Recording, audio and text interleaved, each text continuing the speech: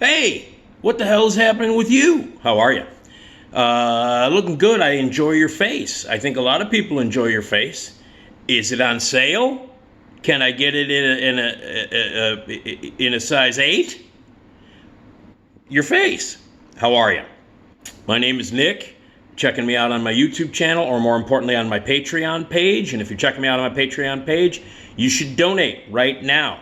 Patreon.com/NickDShow. Donate whatever you can, $3, $5, $25 a month, whatever. Every little bit helps. All the stuff that I do video-wise and content-wise, all free. My podcast is free. It's separate from this, but that's also something I'm providing for free. My podcast, by the way, every Tuesday and Friday, brand new podcast episodes of the Nick D Podcast, Radio Misfits Podcast Network, radiomisfits.com. So check out all the videos, subscribe, like, tell your friends, give me feedback, all that cool stuff. Subscribe to the podcast. Love subscribing to the podcast would be awesome. But also, if you can, donate. Please do. It helps out a lot. Seriously, it helps out a lot. And you should help out. That would be good. That would mean you're a nice and real person. Patreon.com/NickDShow. Okay. Caught up on a couple of movies that either I missed the screening of, or they weren't screened, or they didn't invite me. I can understand why they didn't invite me. I'm an idiot. But I've been going to a lot of press screenings ahead of time and all that kind of stuff. But for some reason, these two eluded me. One of them is about a year old and premiered at the Toronto Film Festival in September of 2021. So it's almost a year old. But it is just now getting a theatrical release. And the other one it just came out. And I don't think they screened it. Or if they did, again, I wasn't invited. So I caught up with them. Today is the 4th of July, one of my least favorite holidays ever, one of my least favorite days of the year, days and nights of the year, and actually one of my least favorite sort of weeks of the year, despite the fact that my birthday is right there, smack dab around that time. Today's July 4th, my birthday's in 2 days, it's the 6th. One of the reasons why I hate the 4th of July is because there is an incredible amount of jagoffery that happens around the 4th of July, where people feel the need to blow shit up. And I don't understand it. I find it moronic. And tons of people do it. Last night, the 3rd, the stuff was blowing up in my neighborhood. I live on the northwest side of Chicago, an area they call Old Irving Park, not very far from Portage Park. That whole area right there. And shit was blowing up in my neighborhood till about 2:30 in the morning, and it's not even the 4th. The worst will happen. It'll be even worse tonight on the 4th. I don't know why people find it amusing to just blow shit up for hours at a time. I don't really understand the whole fireworks thing. Oh, the stuff blows up and you look at it. Okay, maybe it's a little pretty. If it's done professionally, over the lake downtown in Chicago, and you want to see that, take the kids down there, that's great. It's handled by professionals. That's fine. It looks nice. Ooh, look. Oh, the shit is very bright. It always reminds me of Land of the Dead. It always reminds me of George Romero's Land of the Dead, where, the use of fireworks. To me, fireworks in Land of the Dead represent everything about fireworks. Just go check out Land of the Dead. If you want, George Romero had his finger on the pulse of everything brilliant and satirical in this country. And he used to tear apart America in beautiful, satirical ways. And Land of the Dead handles what is wrong, everything that is wrong and stupid about fucking fireworks. One of the millions of things that George Romero used to tear apart about this country and about its denizens, he does brilliantly in Land of the Dead, which I think kind of explains zombies and fireworks. And I think it really explains why Americans, for some fucking reason, are fascinated by fireworks. Bright, shiny. That's why people like Top Gun Maverick. Oh, loud, boom, like, pretty. Oh, because we're fucking morons. Most people are morons. I mean, just look at the box office for Top Gun Maverick. Just listen to the shit blowing up till 4 o'clock in the morning. Americans are morons! Anyway, to celebrate morons, I went to a double feature yesterday. It wasn't a double feature. I went to 2 separate movies. God forbid movie theaters actually give you a double feature. No, I paid for 2 different movies and went to 2 different movies. They happen to be in the same complex, the River East downtown. And yes, I did. I went down to the Loop and into the River East on the evening of July 3rd to see a movie. And yes, walking back from the movie theater to the train was really a lot of fun. Here's a little thing for you, a little tip for you if you're walking around downtown. Here's a little tip for you. If you're walking across the Michigan Avenue Bridge, here's a little tip. Fucking walk across the Michigan Avenue Bridge. Okay? Don't stop dead in your tracks like a jagoff and stand around like a Stepford wife and stare around because the fireworks are coming, which means they were training to stand around and go, sparkly, I'm a moron, I'm a zombie. But anyway, here's just a bit of advice. When you're walking down the street in Chicago, in downtown Chicago, especially when there are a lot of people, don't fucking stop.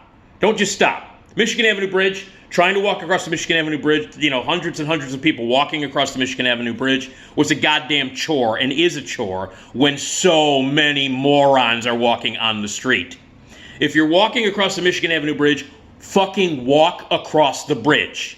Don't suddenly stop dead in your tracks and stare and then suddenly take out your goddamn phone and set up a beautiful shot of your family on the river, so you can take a picture of your family standing on the Michigan Avenue Bridge while you're stopping hundreds and hundreds of people from trying to get to where they want to fucking go because you're a moron tourist or you're an idiot just in general. Here's a bit of advice. When you're walking down the street in downtown Chicago, fucking walk down the street in downtown Chicago. If there are people behind you, don't fucking stop and stand there like an asshole because you are an asshole. So, just a bit of advice. If you're downtown and there are hundreds of people downtown, walk across the fucking bridge. Don't stop. You're a moron. You're a tourist. You got no business being in front of me. None. Some people are actually trying to make it to a destination, not just wander around aimlessly like an asshole, stopping foot traffic in front of hundreds of people who are trying to get to some place they want to get to, and not stand around and go, phone, picture, tourist, American, morons. Anyway, so I went downtown and I saw a couple of movies. The first one, and I loved them both. Let me just say this. They could not be more different. The 2 movies that I'm about to talk about could not possibly be more different. But it was 4 of the best hours that I've spent in a movie theater all fucking year. Absolutely 4 of the most pleasurable hours I've had in a movie theater in a long time. 4 amazing hours. Not just because it was 4 air-conditioned, cool, in a dark place hours away from the riffraff and morons outside who like to stop in the middle of the Michigan Avenue Bridge for no good reason. Not just because I was away from all the fucking idiots walking around downtown. No, not just because of that. That was outstanding anyway. They could have shown an Ernest movie. Ernest goes to the village. And I would have enjoyed that more than standing around downtown waiting for some jagoff to take a picture while I was trying to get to the L stop. No, it was pleasurable beyond that. So anyway, the 2 movies are, the first one is an Argentinian-Spanish co-production called Official Competition. It is from directors Gaston Duprat and Mariano Cohn, and they're from Argentina. And it stars Penelope Cruz, Antonio Banderas, and Oscar Martinez. And the plot is this. It's a satire. They're both satires. The other one, by the way, is called The Forgiven.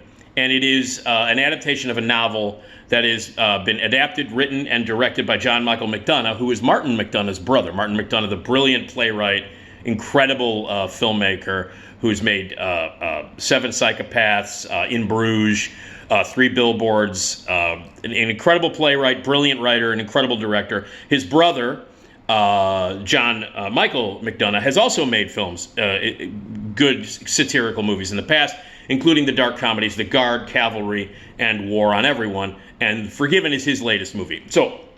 But the first one I'll tell you about is the first one I saw, and that's Official Competition. Okay, so it's in Spanish with English subtitles.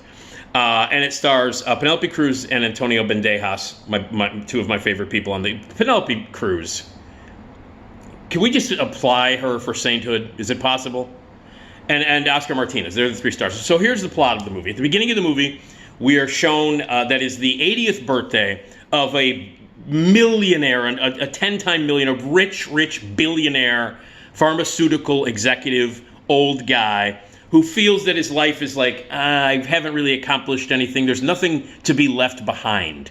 So he decides that what he needs to do to be left behind, he feels on his 80th birthday that his legacy, is not really important. So he decides that he's going to have a movie made. He comes up with the idea that he will make a movie, that he will get a movie made. He will finance a movie because, he can't direct, he can't write, he can't produce. He knows that.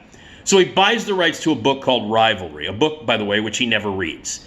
So he is this billionaire asshole, 80-year-old guy who wants to leave a legacy behind, so he decides he's going to finance a movie.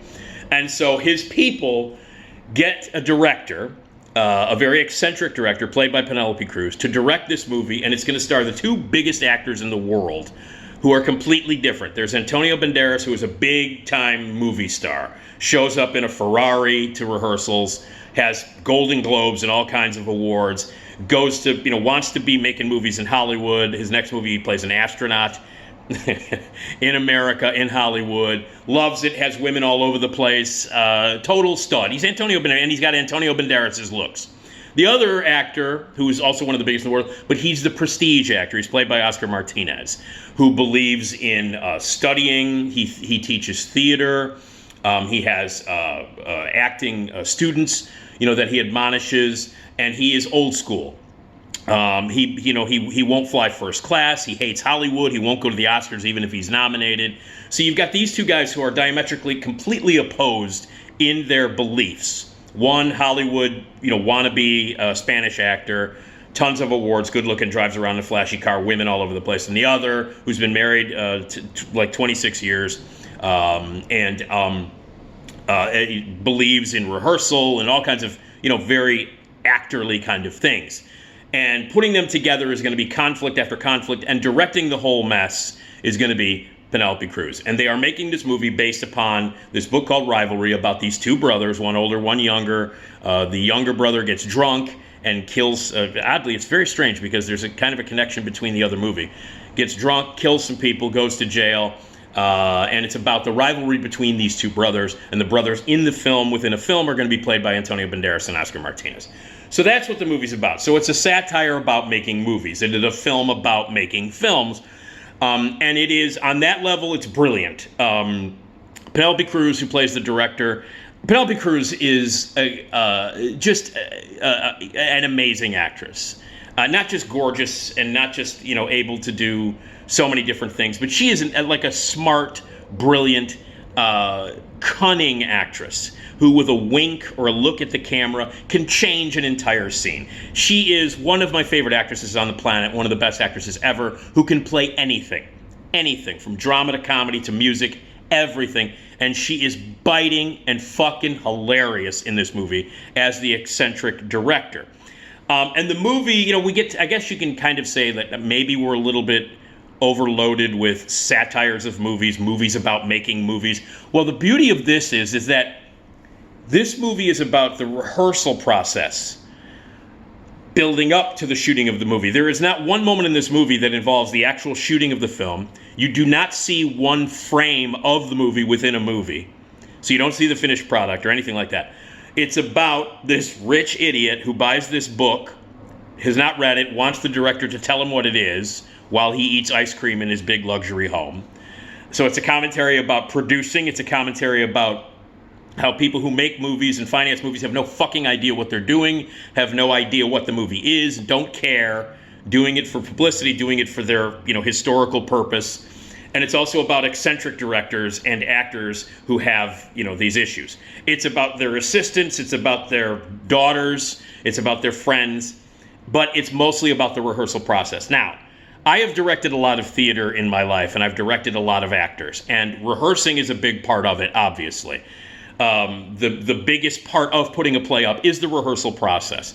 And to watch the stuff that they do and the actor exercises that Penelope Cruz's character puts these two actors through is hilarious. And what it brings out in the characters and what it brings out in the satire of the movie, it's brilliant. It's hilariously funny. It skewers movie making and what goes into the process of the process of acting, getting to the humanity and getting to the realism of your character.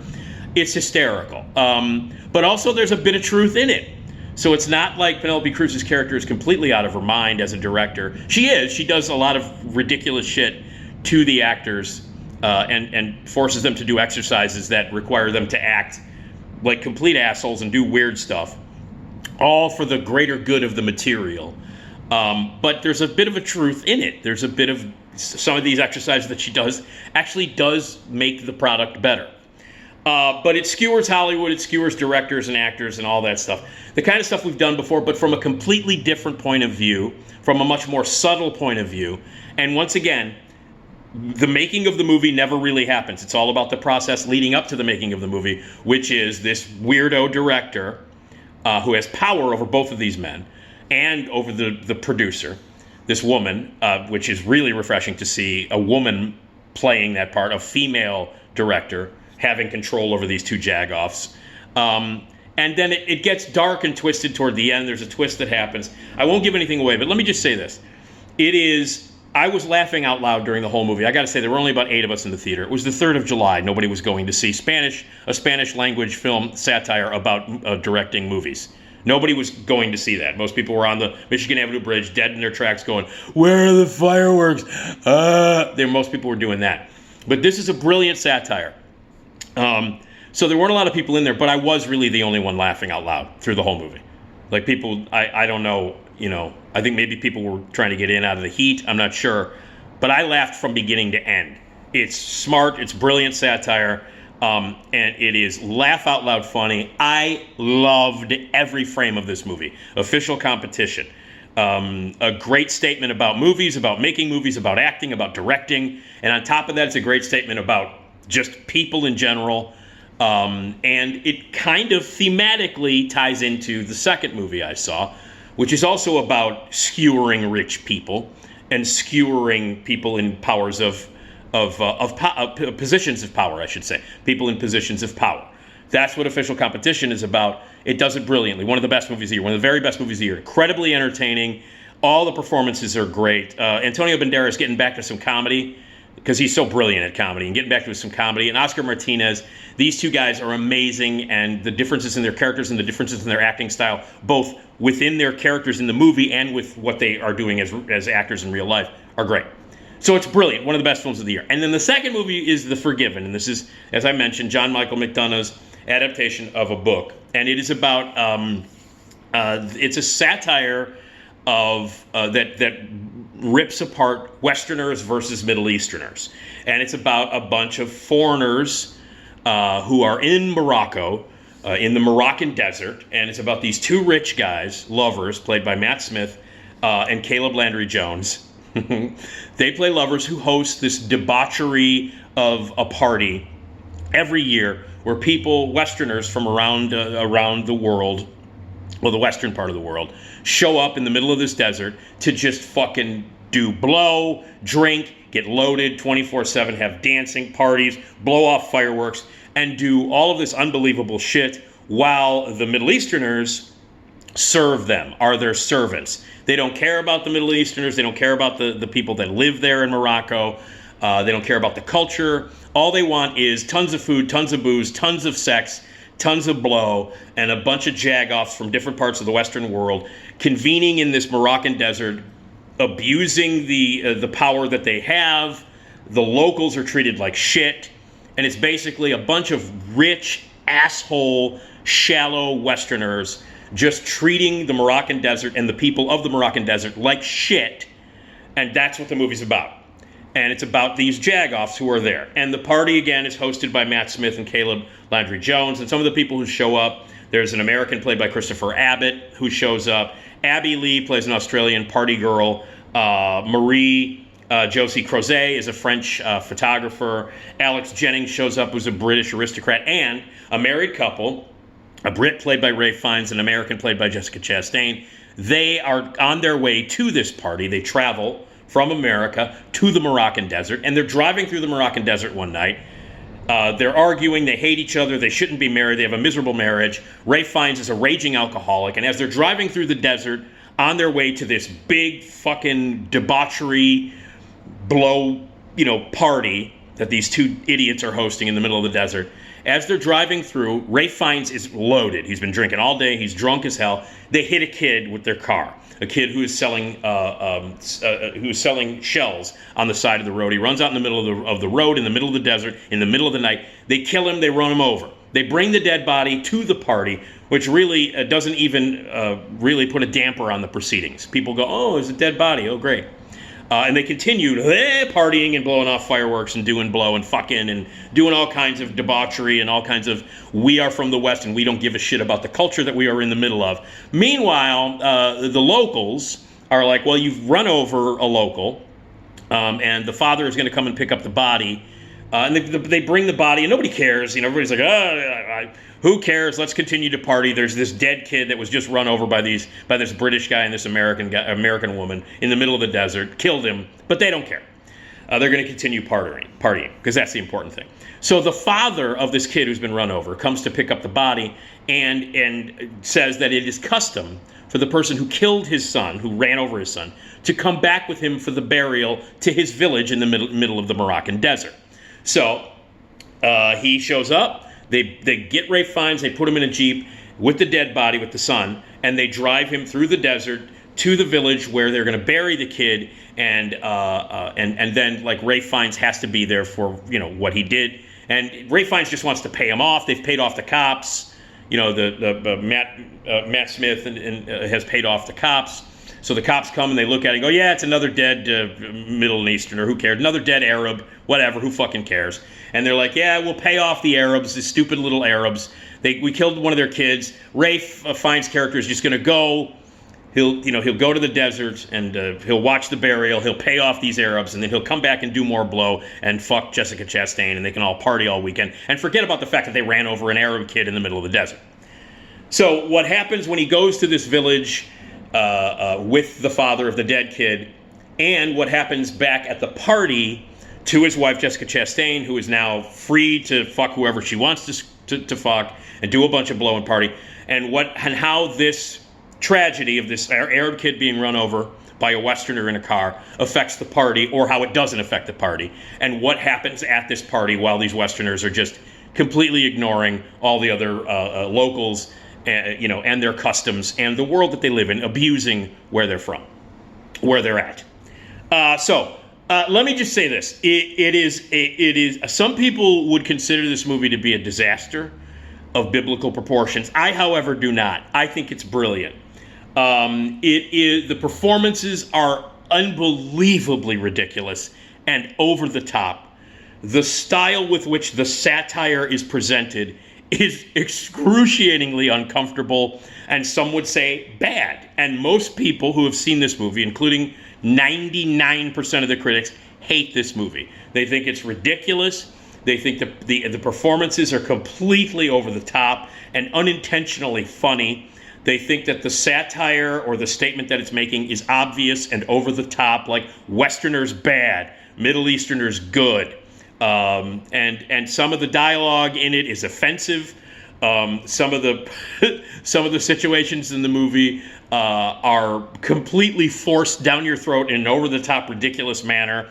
And some of it is so crazy that it seems completely on another planet, completely surrealistic. The behavior of these Westerners, particularly, performances, but Matt Smith and Caleb Landry Jones, Chris Abbott, Ralph Fiennes, Jessica Chastain, all of the people who represent the Westerns are completely directed and written in a way that is surrealistically over the top and absolutely insane, and I loved it. This is a movie that reminded me of Norman Mailer's brilliant satire from 1987, Tough Guys Don't Dance, based on his own book. And Tough Guys Don't Dance is a movie that either people absolutely love for the sheer audacious fucking insanity of it, or they hate it and within 15 minutes want to leave. That's the same thing that happened in this movie during The Forgiven. You're either on board for the insane, surrealistic, completely over-the-top, hysterically weird ride, or you're not on board at all. I was hook, line, and sinker from the beginning. And I knew the tone that McDonough was shooting for here was forced, over the top. The stylized shit in what the actors do in this movie will rub people the wrong way, and it did. It rubbed everybody in that movie theater the wrong way, except for me. I laughed my ass off during the whole movie. It doesn't quite reach the heights of sheer, complete, batshit insanity that Tough Guys Don't Dance. If you've never seen Tough Guys Don't Dance, Ryan O'Neal, Isabella Rossellini, Lawrence Tierney from 1987. A brilliant, ridiculously weird, hilarious, unapologetically fucking shameless, surreal, insane comedy, black comedy, that I can't explain it to you if you've not seen it. But this movie resembles that film in every way, shape, and form. The performances are ridiculously hilarious. Matt Smith, Caleb Landry Jones, both unbelievably funny, over the top. The way that the Westerners act is hysterical. Every moment that takes place at the party of debauchery in the middle of this desert is fucking hilarious.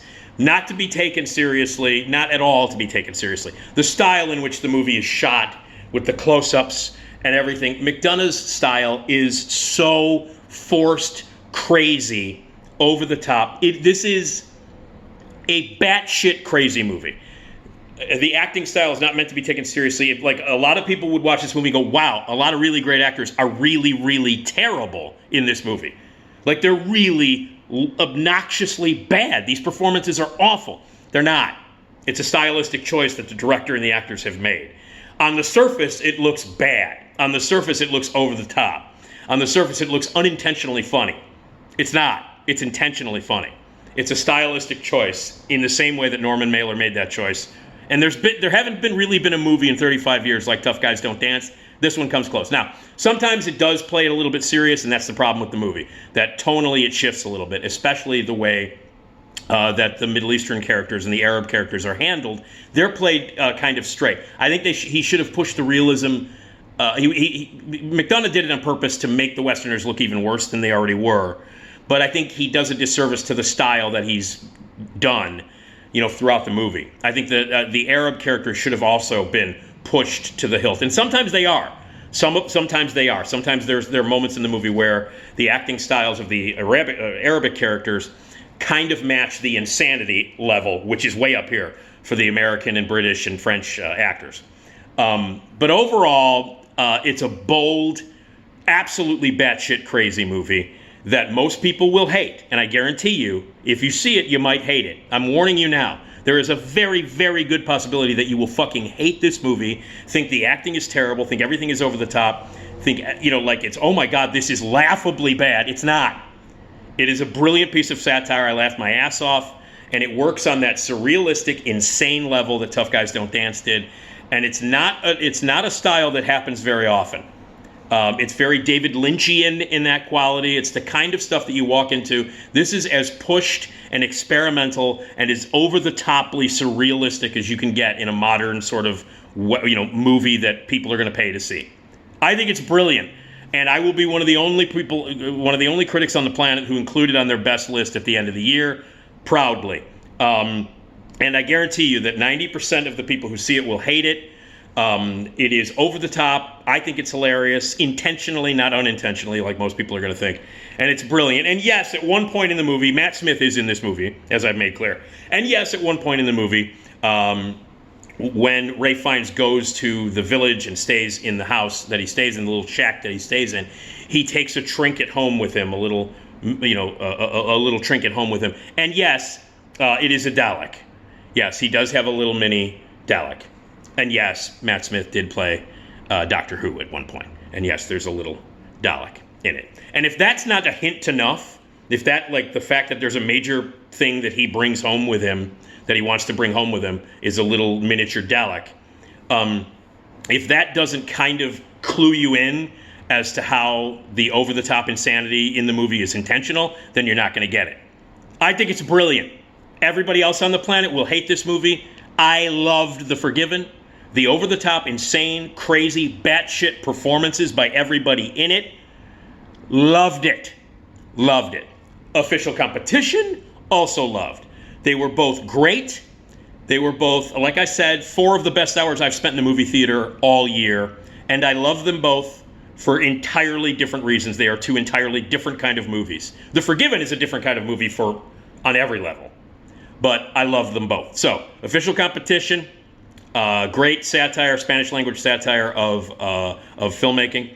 And The Forgiven, a ridiculous, surrealistic, often hilarious, sometimes unintentionally, satire of Westerners versus Middle Easterners, with a lot of potent political satire as well.